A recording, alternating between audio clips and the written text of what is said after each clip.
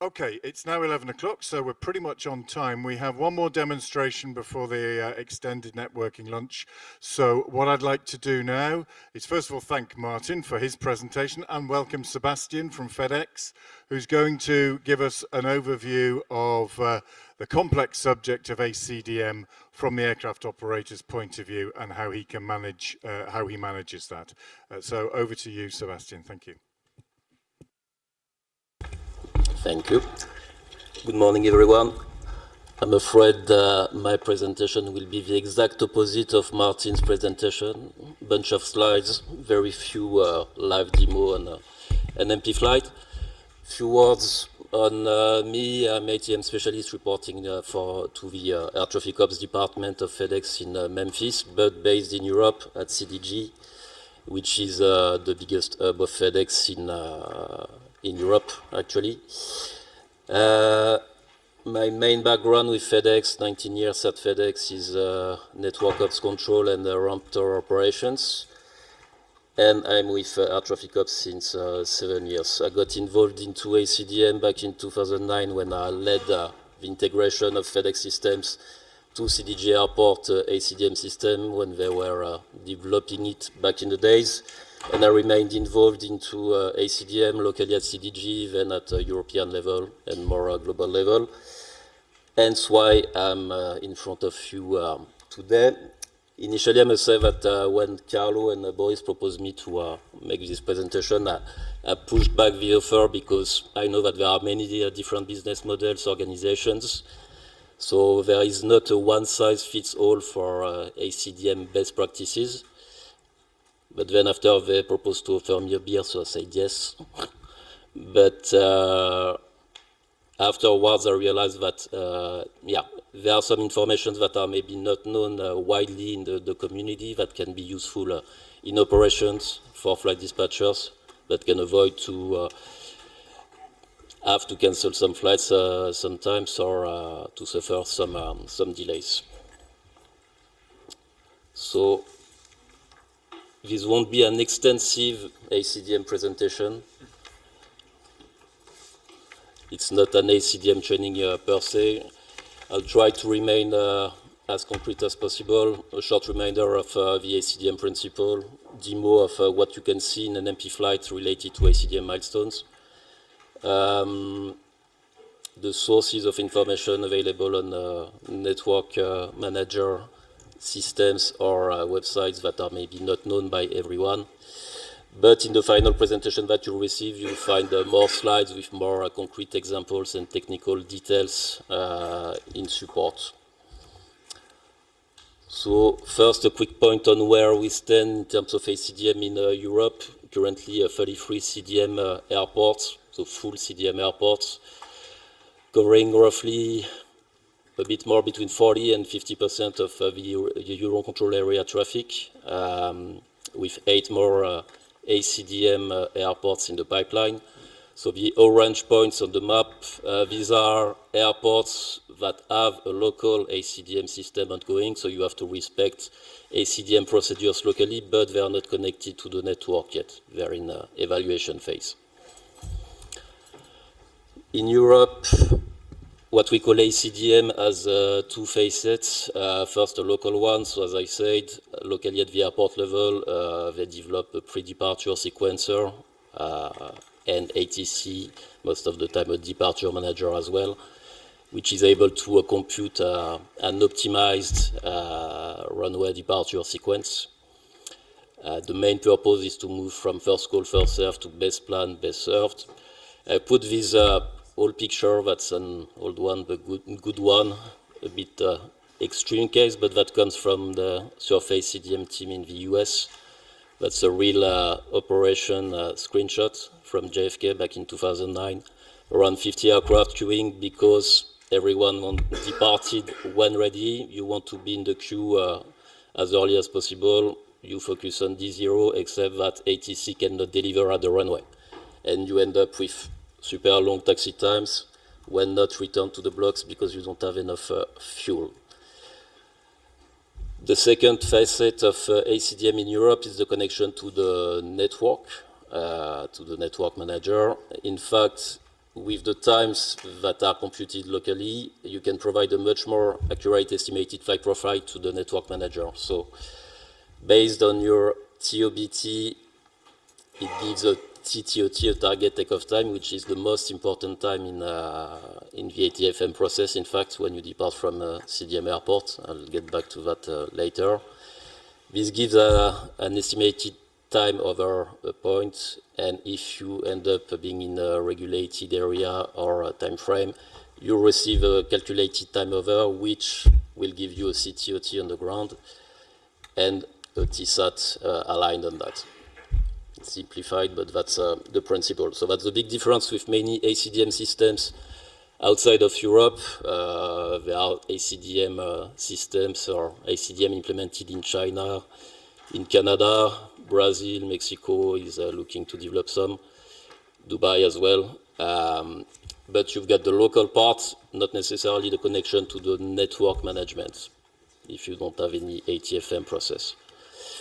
In terms of information sharing, A-CDM airports exchange a number of information with the network to provide these with a more accurate estimated flight profile, of which the scheduled off block time, which is the allocated airport slots.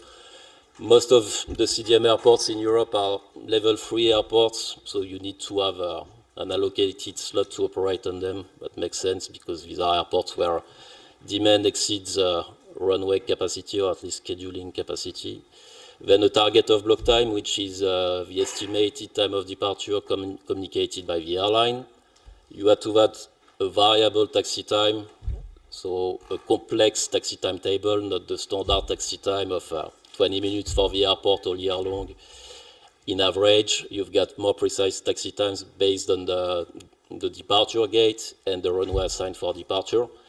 That gives a target takeoff time. It's in red because, again, that's the most important data element for ATFM and slot allocation in the EUROCONTROL ATFM process. And backwards, you obtain a target start approval time, TSAT, based on this TTOT that you have to respect within a slot tolerance window of -5 + 5 minutes. Also important, I'll get back to it, the AOBT, it's not super visible for flight dispatcher, but basically this AOBT, actual of block time, is the actual of block time as observed by the airport operator, so not necessarily your airline of block time, and it has an important role, again, in the ATFM process because it protects your flight against any further CTOT recalculation.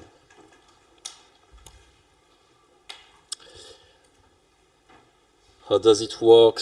Basically, to exchange this information, so the so-called, that many of you know, DPI messages that are sent by the airport to EUROCONTROL, so departure planning information that provide various data elements. And in return, EUROCONTROL provides to airports flight update messages that contain several informations also to update the flights at arrival. Now we start to get into the interesting thing. I'll take some time on that, but not too long, and after that we'll switch to NMP flights. But that comes from EUROCONTROL, so that's the basic principle of A-CDM in Europe, the milestones approach. 16 main milestones, but there are more than that, in fact, behind the scene. Some of these milestones trigger some messages to EUROCONTROL that are used to update the estimated flight profile and potentially your CTOT. Some of them are only used locally at the airport, and some of them exist but are not used. It depends on the airport choice. The main ones are highlighted in red here. So it starts at EOBT -3 hours, where the flight is ATC activated. In this case, the airport will send what we call an early DPI message that already provides the first kind of TTOT to EUROCONTROL based on the SOBT, combined with the flight number, the aircraft registration. Then at EOBT -2 hours, which is, as a reminder, the slot issue time for EUROCONTRol, another message is sent a little bit more precise because this time in the target DPI T message for target. The TTOT provided to EUROCONTROL is based on the TOBT, so the estimated time of departure of the airline or of the airport, because the first TOBT can be an automated TOBT automatically calculated by the airport before you know it. There are other milestones in the A-CDM process that concern the arrival flights, but that are also used potentially to update the TTOT. So the actual takeoff time from the outstation. It starts to be used to already update a first so-called turnaround TOBT. So basically, the destination airport will already use this time to add to the estimated landing time the estimated taxi-in time here, which is also variable based on the runway and assigned gates. Then they will add a minimum turnaround time based on the aircraft type, and that gives already to them a TOBT. And they use that to potentially already send a TOBT, DPIT update to NM, which may already serve to update the CTOT before you have touched to anything on your end. Then this estimated time is updated when you've got some radar updates at final approach, at landing, and once the aircraft is in the block. Milestone 9 here isn't super clear because I think that it's still an old graphic, and as I said, the TOBT updates, in fact, they start as early as EOBT minus 2 hours, whether they're automated or manual updates. At some point, the airport will publish the TSAT locally and send it to EUROCONTROL. So that can be at 2 different times, but that will never be earlier than TOBT minus 40 minutes. And some airports will wait until TSAT minus 10 minutes to send that. That triggers a DPI-S message for a sequence. That means that the flight has a TSAT allocated, taking into account all local constraints. So not only your estimated time of departure plus the taxi time, but also the estimated runway waiting time, potentially the de-icing sequence for remote de-icing pads. Locally, you've got also some other important milestones that are used by ATC and or the airport authority to validate your departure. The actual ready departure time, so that's the ready milestone that can be updated in ATC systems or in airport systems, depending on the procedure.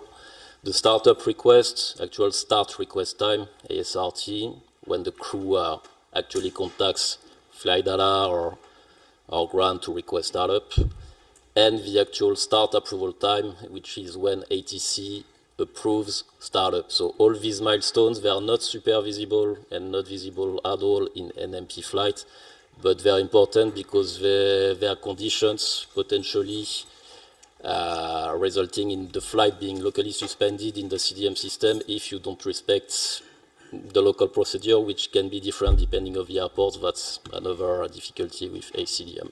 I'll get back to that. Then important one, milestone 15, the AOBT, so the actual off-block time, again, of the airport, not necessarily of yours, which triggers an ADPI message for ATC, which indicates to EUROCONTROL that your flight is off-block. So the good thing is that you cannot receive any CTOT revision anymore. The problem with that is that, again, it's an airport time. So depending on the airport, most of them, they use MLAT based on modest transponder. But there can be some lag, there can be some errors. So maybe in your systems, you'll see that the flight is off block and you'll think that it's okay, except that for the airport, not necessarily. And that's again something that you can see in an MP flight to verify that it's actually off block for the airport and EUROCONTROL. Then some dedicated milestones, but that's only locally at the airport related to de-icing. And finally, the takeoff time. So all these milestones, they can be monitored through an MP flight because some interesting columns and alerts were added. these columns, they tend to exist also in the legacy NM systems applications like CHMI and the NUP flight list, but they are much more visible in NMP flight. And NMP flight also provides more visible CDM alarms. So a few columns to add, in my opinion, if you want to track your flight departing from a CDM airport, and you've seen that given the proportion of CDM airports, there is a high probability if you operate in Europe that you'll end up on a CDM airport somewhere, somewhat. First and most important, in my opinion, the A/TTOT column, because again, the target takeoff time is the most important time for slot allocation in the European ATFM process when you depart from a CDM airport.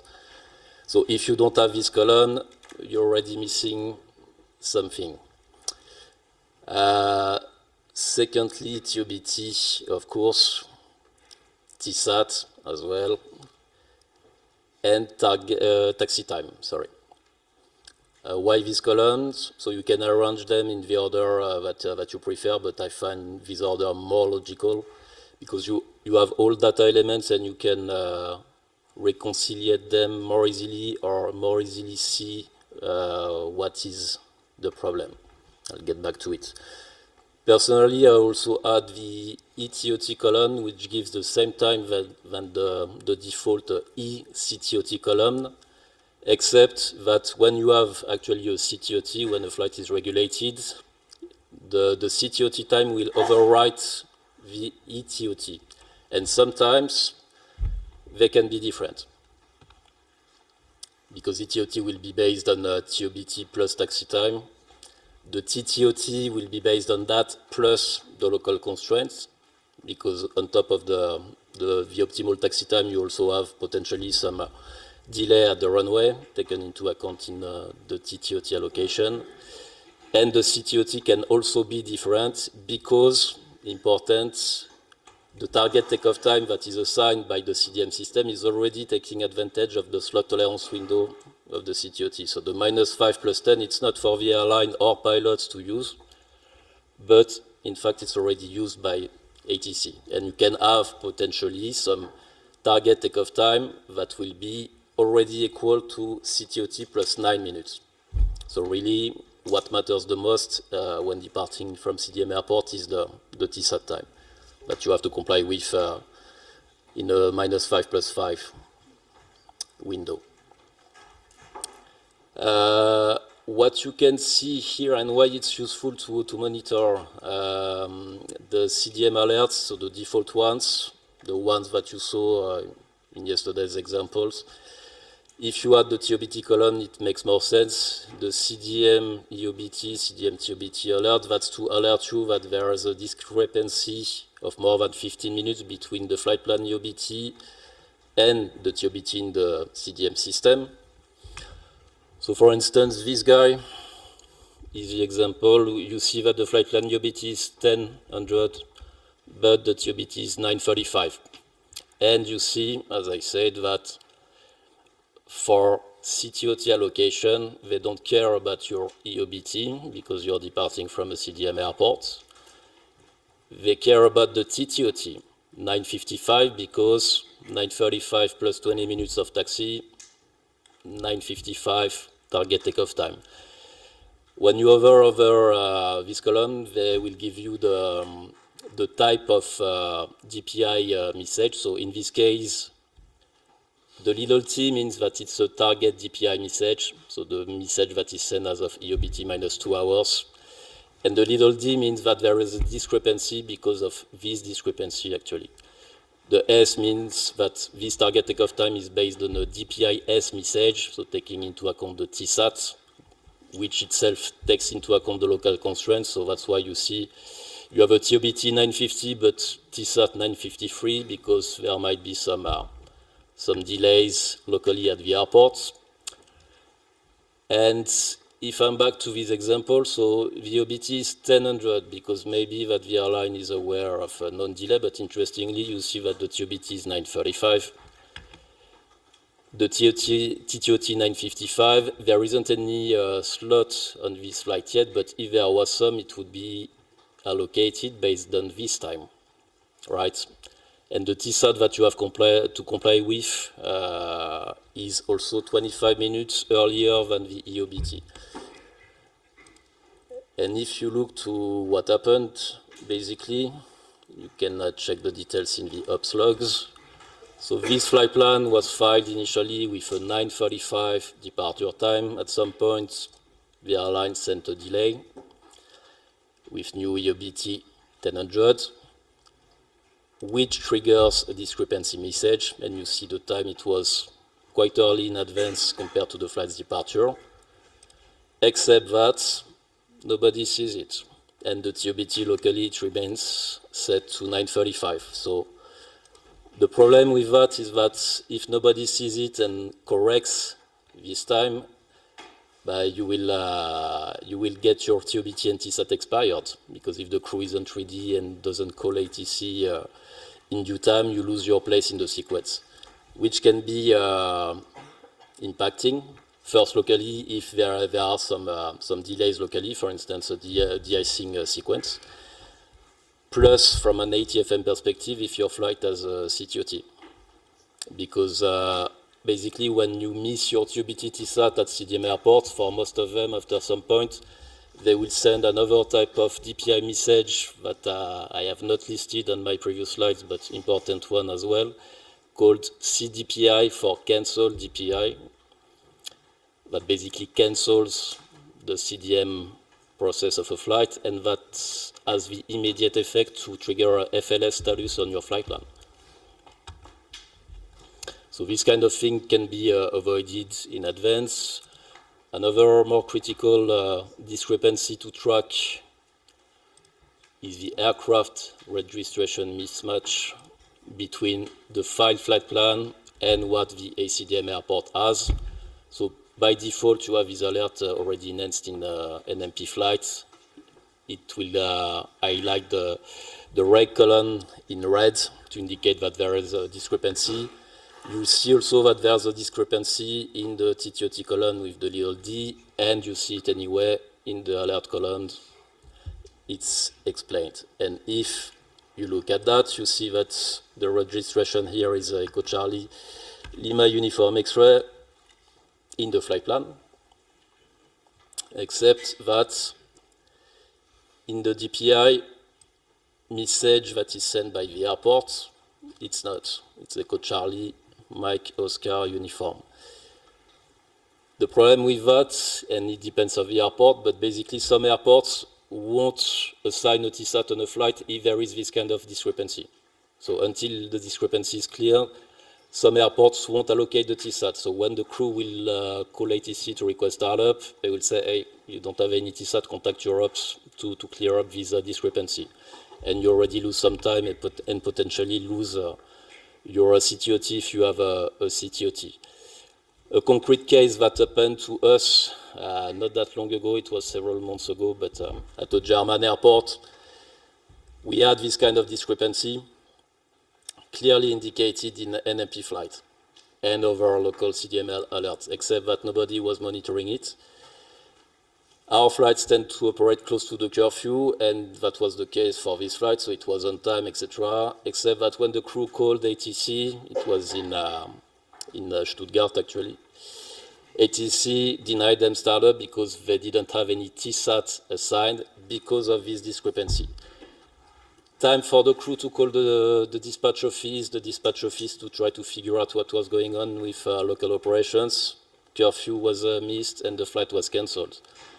Next day, my ops asked me to analyze what went on, and in 2 clicks, I saw that in fact there was this kind of alert visible like for 12 hours before departure in an empty flight, also in the logs. So that's a concrete example of how this kind of alerts can help you.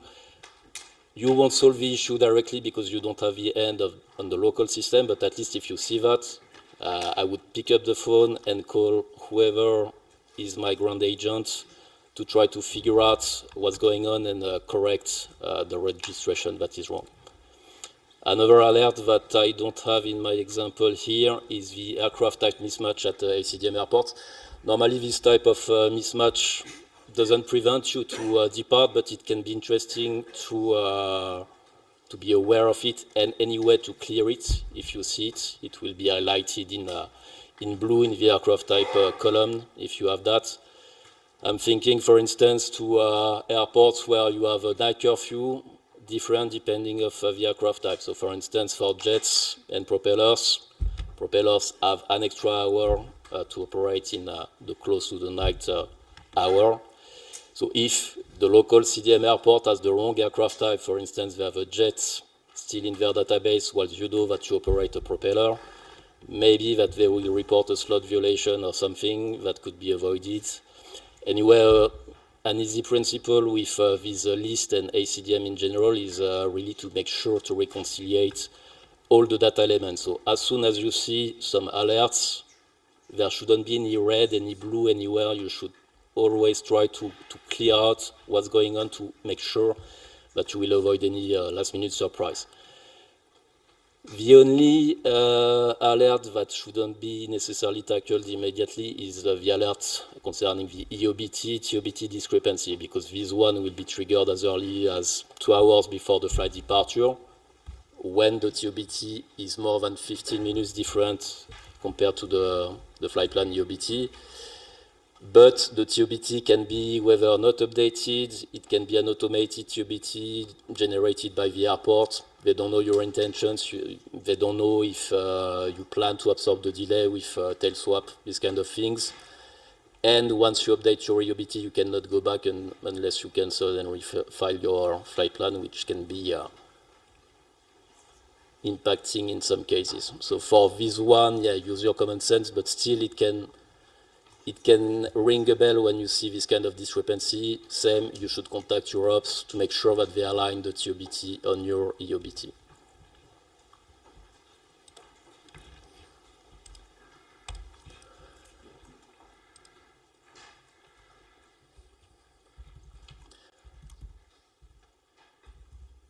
Sorry.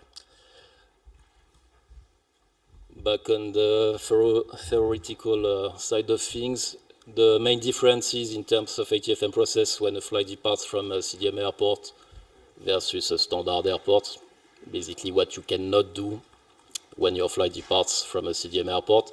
The ready status is triggered differently. At CDM airport, it's triggered automatically. So when the target takeoff time of the DPIS message is earlier than CTOT minus 5 minutes, so earlier than the lower boundary of the slot tolerance window, ETFMS will set the flight to RIA status automatically, normally. Since NM27, to delay the trigger of a RIA status, because before it was as early as TOBT minus 40 minutes, so when the flight was still wide open in some cases, they decided to add a new condition, so now the RIA can be triggered only if the above condition is met and clock time reached TOBT minus 5 minutes. So again, important to be aware of what the TOBT is. CTOT extensions, as you may have realized if you try to request some in the help desk when your flight departed from a CDM airport, you cannot request them. Only ATC locally can request it to NM. So that's something to deal with ATC. Whether ATC will do it proactively most of the time, or you have to ask your pilots to contact her and ask them to send an extension for you. And also the flight plan updates, like GLA change messages, that are not possible anymore once the ADPI has been sent, so once the actual of block time milestone has been reached. In this case, yeah, you won't be able to do any change to your flight plan until the flight is deactivated, that you can ask to the help desk proactively or becomes suspended.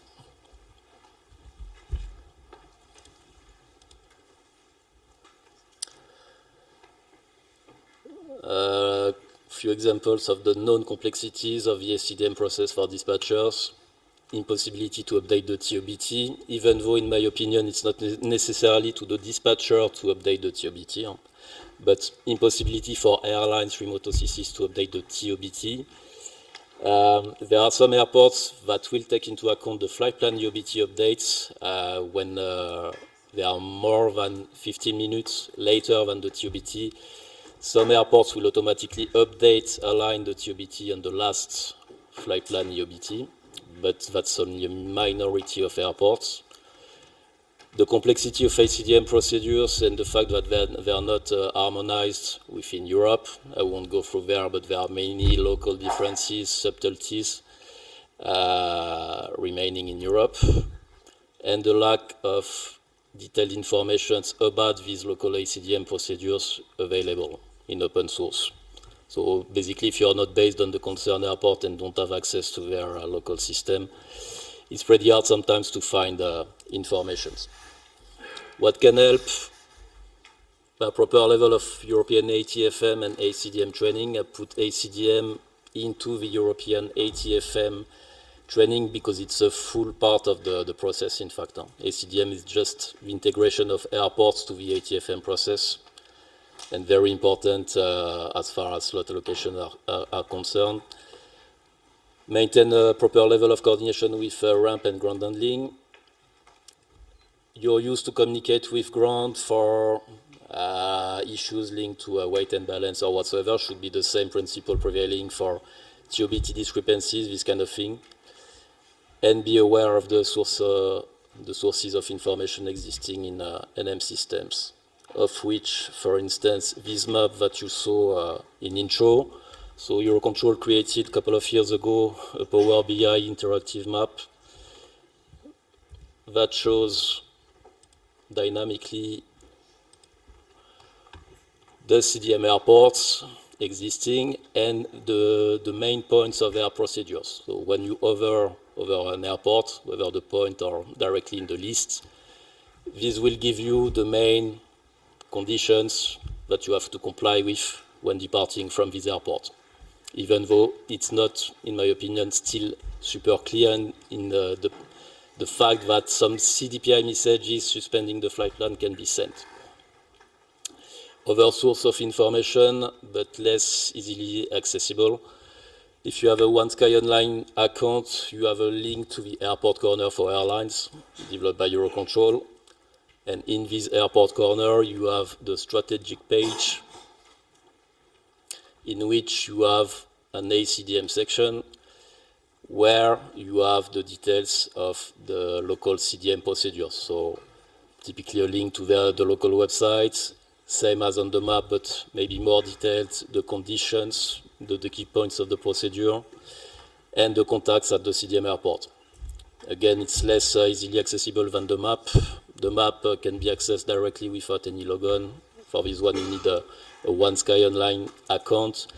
And the level of information provided depends really of the airport operator. It's quite unequal. And I think I'm done with that. Sebastien, thank you very much. Very comprehensive overview of what is a very complicated subject. Thank you very much. I'm just going to go very quickly through the main points there. You gave us an overview of the principles. You gave us a lovely picture of JFK. I think some of us have seen that picture before, and I've certainly sat in a queue like that before.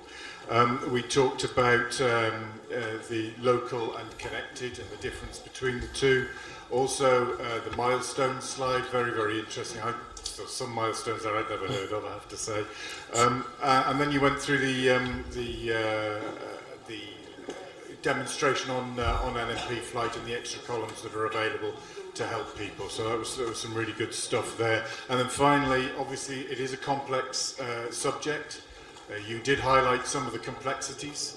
Also the lack of alignment between various airports, and of course if you're not a local carrier at a particular airport, the difficulties that may entail. But you also finished off with the various sources of information that are available to help you, both on our EUROCONTROL website and elsewhere. So we have about 10 to maybe 15 minutes before we break for lunch.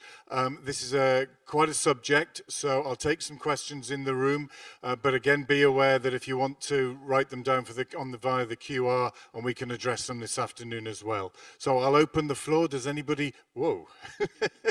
Okay, I'll start with the gentleman from TUI, and then I'll come over to you, sir. Good morning, Arne from TUI Fly again. Just a question, if the TOBT is moved to a time which is later than the latest validity of the flight plan, what is the idea of CDM, what should happen? Well, that's complicated because it won't update the OBT of the flight plan. So you have to monitor the OBT validity remaining. And if you see that the TOBT exceeds this validity, you should be proactive and update your OBT to trigger a flight plan, an IFPS revalidation, in fact. Yeah, just we had issues that a last-minute change in the TOBT was done right behind it, and the clearance was given to invalid flight plans. But on the process itself, there is no counter-check TOBT against validity. There's no place at all for that? No. Or anything in plan for that? Andy, do you want to comment? Yeah, we have a project ongoing to find solutions for TOBT, CTOT updates, which take a flight plan into an invalid status. It's a very difficult subject because how do we tell an airline that when they want to take off at 10:00, we're telling them to take off at 10:30, and there's a problem because they say to us, let us take off on time, and we're okay. So it is a difficult conversation about what we do with an invalid flight plan when it's really not the airline that's done anything to cause it. But it's ongoing.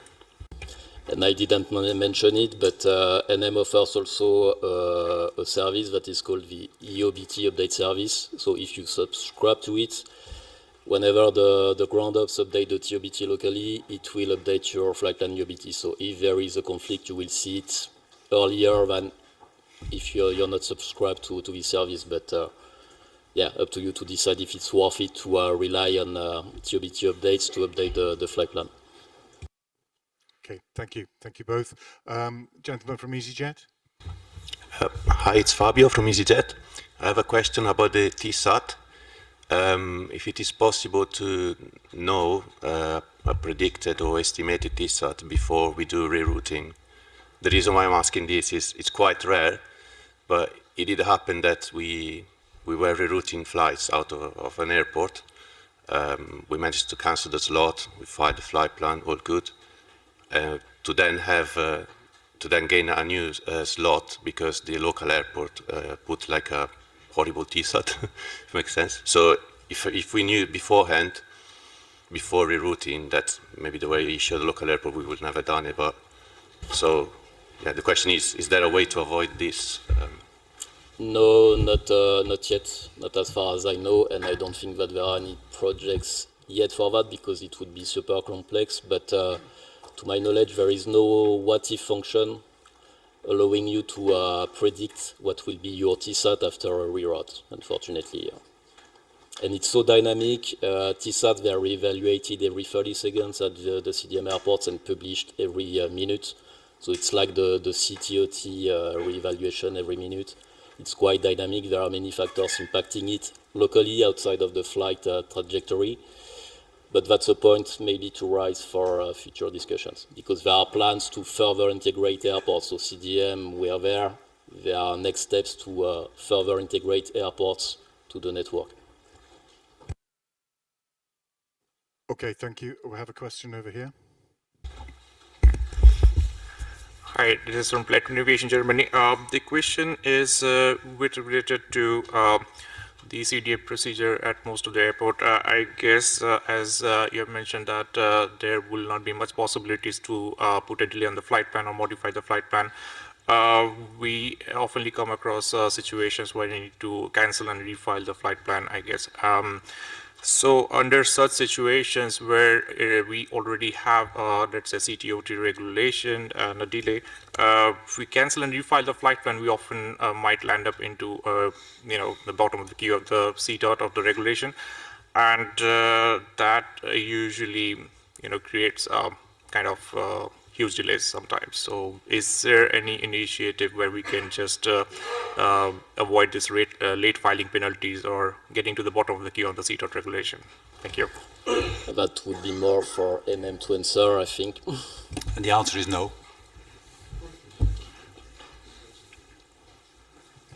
And there have been discussions also to technically allow to advance an EOBT, because that's one of the problems. It's not flexible like a TOBT, for instance, and he worked on that, but due to technical restrictions on the ANSP's system side, it's not possible. But that would solve the solution. If you could advance and delay an EOBT without having to cancel your flight plan, that would help a lot, but not possible technically yet.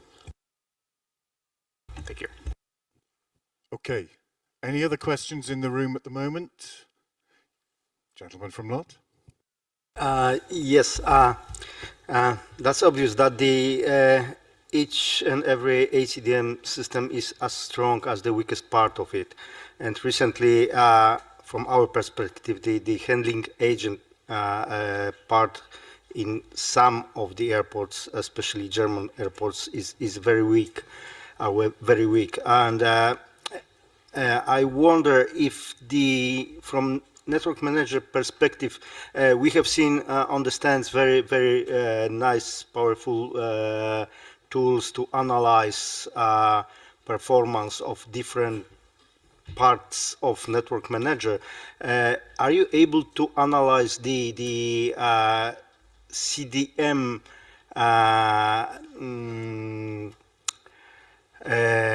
quality in different airports, and if the quality goes below some accepted level, to suggest, if not require the cancellation for some moment of the A-CDM operations. As I said, we have a lot of problems with the CDM in Frankfurt, in Berlin, in Hamburg, where the handling agent is unable to update TOBT because they don't have the staff, they don't have the time, they don't have the knowledge. And in such case, like well, you have seen on the map that the Warsaw was trying to implement A-CDM, and then the program is stopped. And I'm very happy due to this. The same with Stockholm or Budapest.